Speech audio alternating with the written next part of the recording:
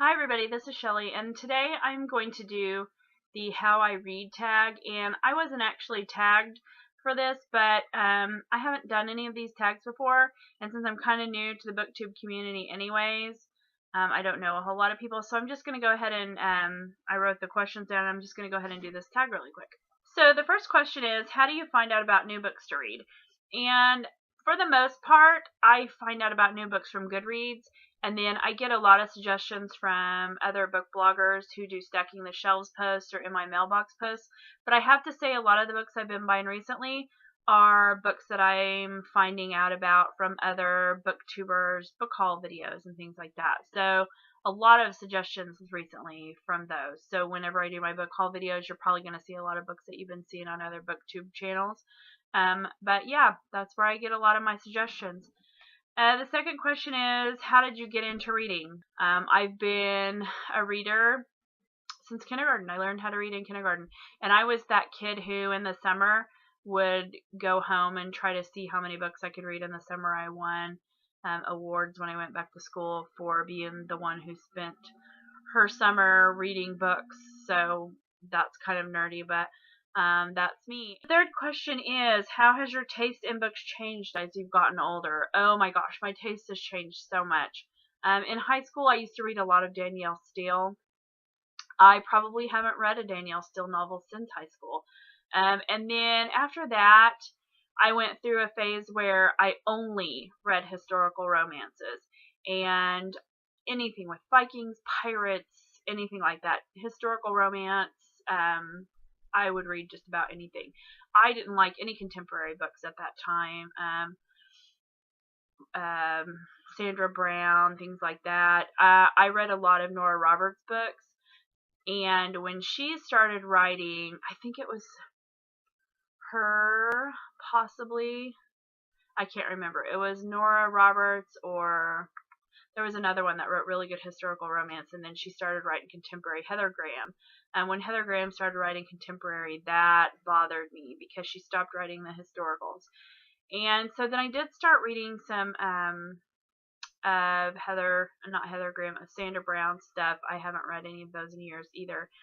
But then I started reading on Facebook where people were reading Twilight, and I'm like, what is this all about? I have to figure out what this is. So I read Twilight, and that was the first young adult book that I had ever read. And it was, I want to say I read that right when they started filming the first movie. So after that, I was kind of spoiled for anything that didn't have a supernatural or paranormal theme to it. And so I went through a phase where anything that I could get my hands on that had any kind of paranormal theme, I would read. I think I went straight from the Twilight books to Cassandra Clare's series, I believe. And then I started with J.R. Ward's the Black Dagger Brotherhood, and then just kind of progressed from there. Now I will read. I like crime novels. I like horror novels. I pretty much will read about anything. I've even done some autobiographies. I don't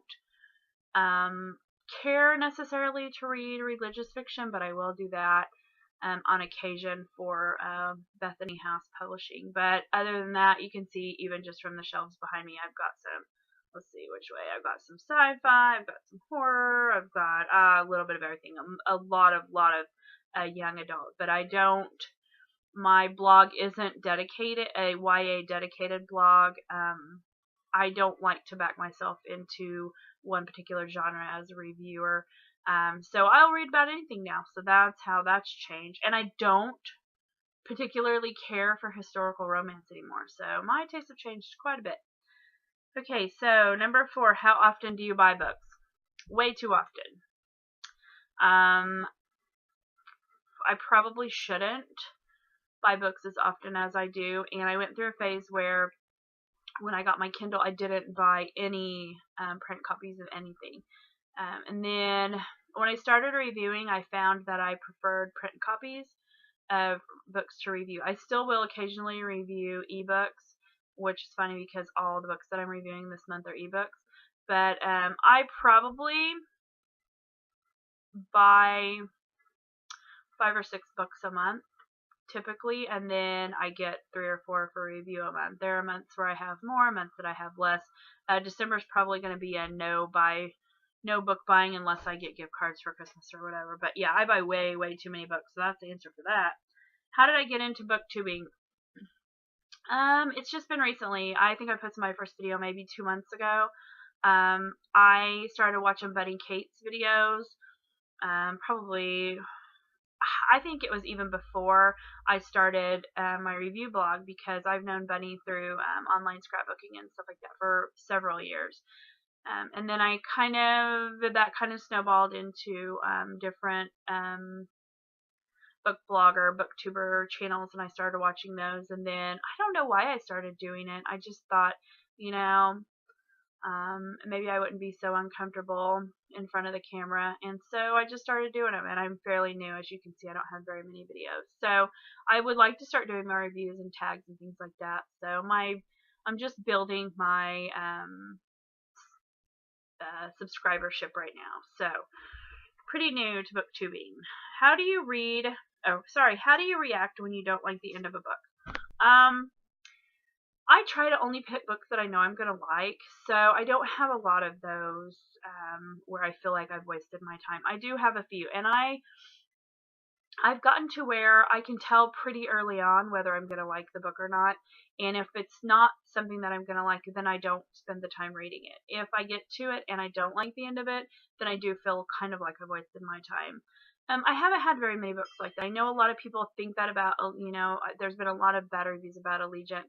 I didn't feel that way about that book.